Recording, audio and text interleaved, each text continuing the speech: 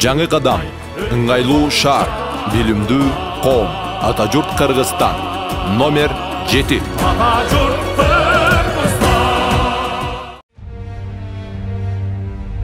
Şu 2017 Moskvadan gelgende 5 litre içime irin algan moçu. Mo жамбаш сөп чип кетти дейт. Бели операция болгон экен бул жактан.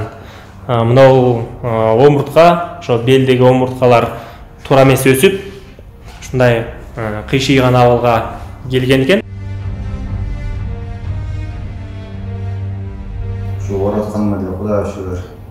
Ар бир кыйынчылыктын аркасынан жакшылык бар дейт. Ошону Кудайга шүгүр деп атам, ошо мен да ошо бул күндү да көргөндө жакшы болуп кетем.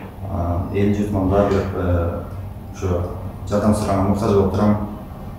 Башка айлам жок, ошо эл журтум бар экен, ошо сиздерге ишенип колуңарга келсе кичине жардам кылып, мен да силер катарыңарда мен да басып үй бүлө бүтүп.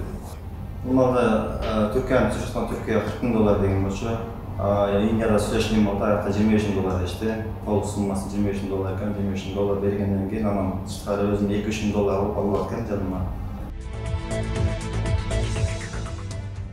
Саламатсыздар урматтуу Адылак жолу YouTube каналынын көрүүчүлөрү. Бүгүн биз сиздерге Жалал Абад облусунун Базар Коргон районундагы Бекмамат Осмонов көчөсүндөгү 26 жаштагы Бек мырза тууралуу баянды чыгарып бермекчибиз. Эсиңиздерге сала кетсек, Базар Коргон районунун тургуну Бекти биз 2 ай мурун тартып келгенбиз. Өзүмдөн YouTube каналыма тартып, эл журттан коомчулуктан жардам алып берүү максатында. 2 ай аралыгында Бекке 250 миңдей акча каражаты топтолгон, бирок анын операциясына ал каражат жетпей калгандыгына байланыштуу кайрадан экинчи программа тартууга туура келди. Ошондуктан Бек бүгүн биздин иштеген Ош шаарына келди. Biz ушул Бектин жашоо тиричилиги, анан кандай жардамга муктаж, ол туурасында кенен баяндап беребиз. Бек өзү 24 жашка чейин басып, катардагы эле эмгек мигранттарынын катарын толуктап, Россияда эмгектенген. Бирок ден соолугуна байланыштуу азыркы учурда төшөктө 4 жылдан бери жатып, үйдө дарыланууда. Бекке жардам бере турган эч ким жок, ошондуктан коомчулуктан жардам суроого аргасыз болуп турат. Салам алейкум Бек, буга чейин биз 2 айдан мурун сени тартып кеттик эле. Айрым адамдар, көргөн адамдар дагы бар, көрө элек адамдар дагы бар. Ошондуктан ошо өзүңдүн илдетиң туурасында башынан айтып, өзүңдү тааныштырып койсоң башынан. Ассалам алейкум. Мен Шеримбек Улубек, 94-жылы болгом. Мындан 2 ай мурун Атыл экен барып, жашаган жериме тартып кеткен. Аллага шүгүр, эл журтум бар экен, кыргыз элим бар экен, ошо апаларыбыз, эжелерибиз, карындаштарыбыз бар экен. Колдон келишинче жардам беришти, жакшы сөздөрүн айтышты. Алмалда окууга акыбалым өтө начар болчу. Орман тура албайт элем. Жакшы сөз, жакшы экенгө чалып, келип учурап, жакшы сөздөрүн айтты. Мага ошо да көп күч кубат болду. Ошондон кийин аракет кыла баштадым өз алдымча.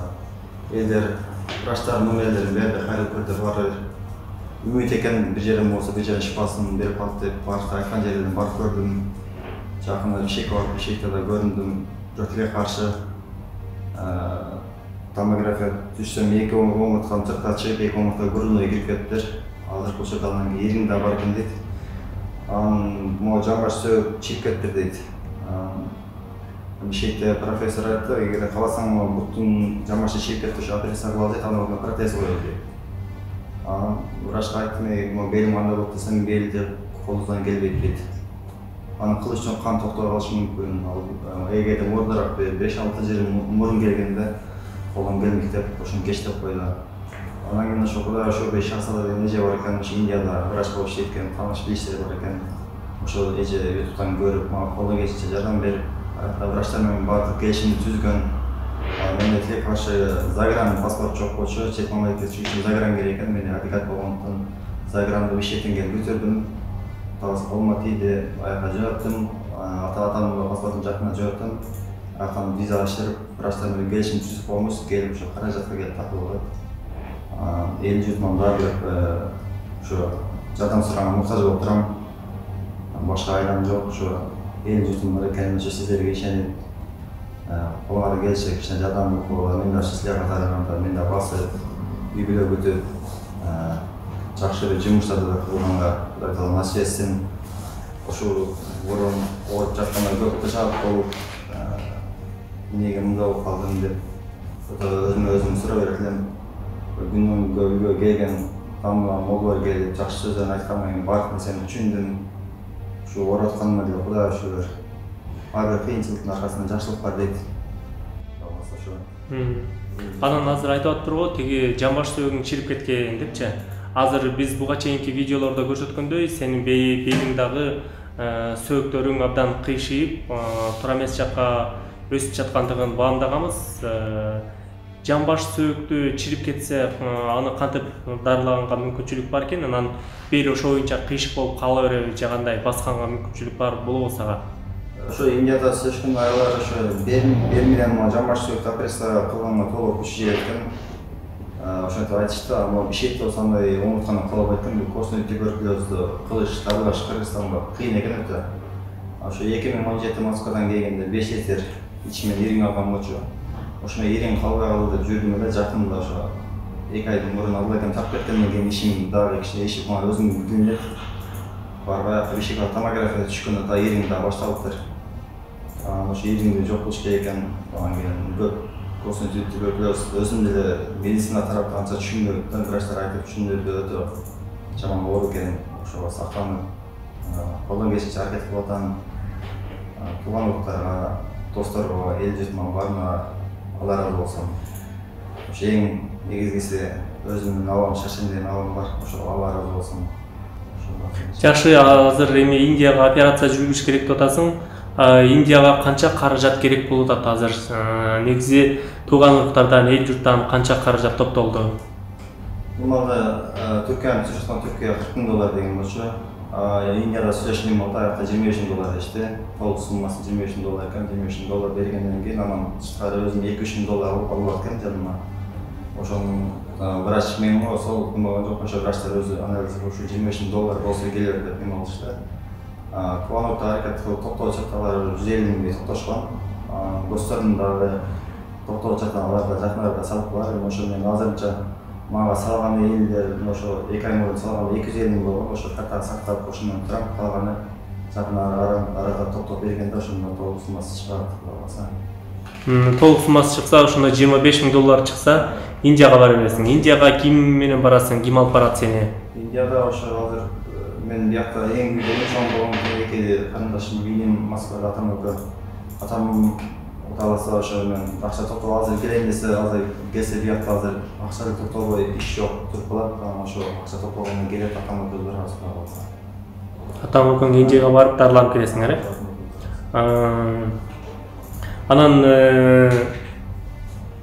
ошончо каражат көп эле элдер чалып, өзү сурап атабы же кандай болуп атат? Анан тууган уруктар кандай болуп атат? Ошо тартып кеткен десең ошо маалыматтарга караганда ошол үйүңөр деле жок экен, апаң каза болуп калган экен, өзүң индилериң менен атаң Россияда ошол иштеп жүрөт экен да? Мен өзүм бул оорум 2008-ден эле баштаган. Ошо күрөштөн турам ичип, анан кийин ошо тиги каршы акча жетишпегендиктен ошо успокаивающий уколдор ичип, кичине алмалда жаш үчүн кичине кушпат болуп басып тоолотпой жүрдүм. 2011-де операция болгон ошо белден. Анда 2 омуртка болчу, кийин жүрүп өсүп кетип, ошо 2017 армада анан бар эне деген балага берилди болот экен. Апам мени көрүп ыйлайт эле. Аны оорутканда айтып койчумун, аны үйдөгүлөр кыжап болсун деп. Апам ошо менин дартымдан ошо Москвага кеткен, 1,5 жыл иштеп, өзүнүн ден соолугуна карабай, оорутканына карабай бизге айтпай чалып сурасам жакшымын деп коет. Ошентип күзүм алдында ошо жүрүмдөн без бар экен, жүрүмүн кармап ошо ошо 10 күн кислород менен жашады, бирок сактап кала албадым. Ошондон баштап. Анан ошондо апаң сенин леченияңа жардам берем деп жүрүп кайтыш болуп кетти ал же кандай болуп атат? Ошо эмгек катары ошо мигрант болуп Москвага кетишкен. Иштеп ошо менен акча топтоп жашабыз деп ошо аркылуу ошо өтүп кетти болот.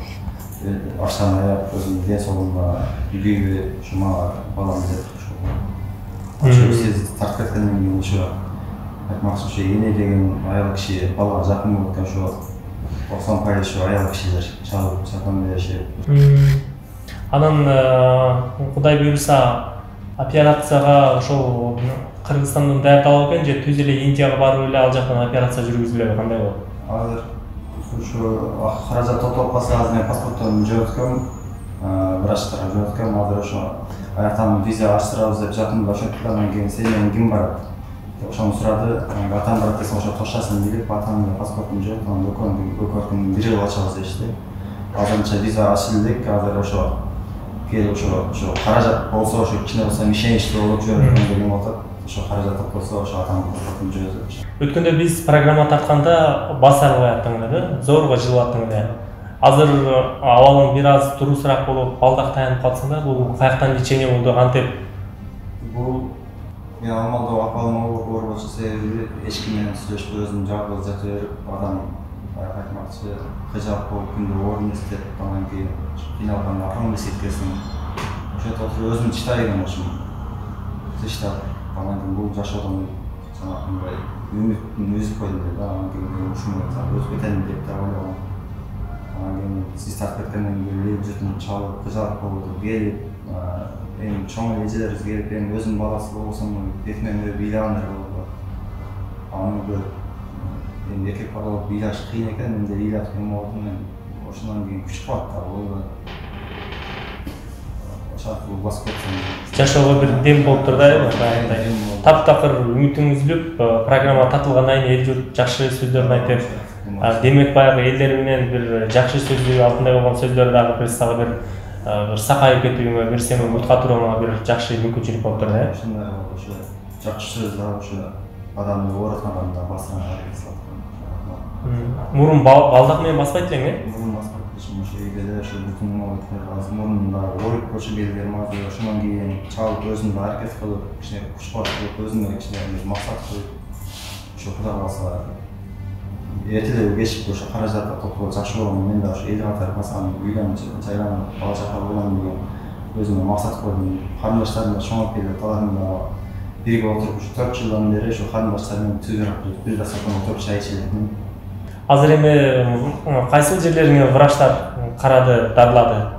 Врачтар эч кандай дары эме алган жок. Ошо бишкекке чакырды, бишкекке барып врачтар көрүп, томография түшүрдү, текшерип, омуртканы тарттырайын десем, омуртка ошо 5-6 жолу түшкөн экенсиң дейт. Азыр анан кийин жүлүмдү тартышты.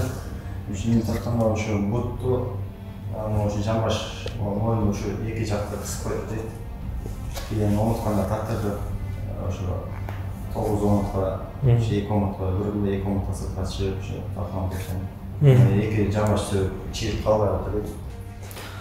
Бек, ушул жерден айтып койсоң, буга чейин ошол сенин жамбаш сөөктөрүң чирип кеткендиги туурасында айтканбыз.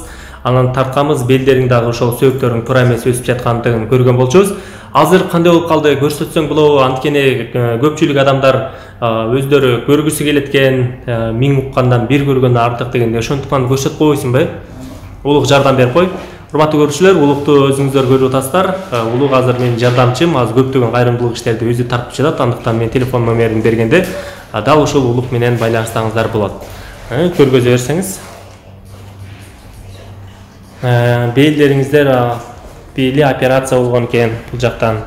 Мынау омуртка, ошо белдеги омурткалар туура эмес өсүп, ушундай кыйшыйган абалга келген экен. Азыр ошондуктан Бек ушундай түптүз жатканга дагы эч мүмкүнчүлүк жок ушул белин айынан. Жана ошондой эле ошол жамбашы дагы оюлуп кеткендигин айтып атат, бирок аз силерге көрсөтпөй эле коелу. Бул биз офисте отурабыз. Ошол Бек бүгүн Жалал Абадка кетесиңер дагы эле.